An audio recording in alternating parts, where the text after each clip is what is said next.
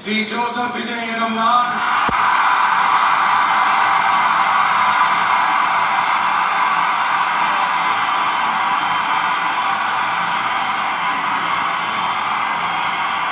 சட்டப்படி அமைக்கப்பெற்ற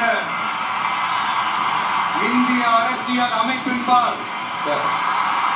உண்மையான நம்பிக்கையும் மாறா பற்றும் கொண்டிருப்பேன் என்றும் இந்திய நாட்டின் ஒப்பில்லாத முழு முதல் ஆட்சியையும் உரிமையையும் நிலைநிறுத்துவேன் என்றும் தமிழ்நாட்டு அரசின் முதலமைச்சராக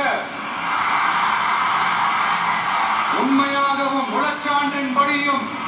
என் கடமைகளை நிறைவேற்றுவேன் என்றும் அரசியல் அமைப்பிற்கும் சட்டத்திற்கும் இணங்க அச்சமும் ஒருதலை சார்பும் இன்றி விருப்பு வெறுப்பை விலக்கி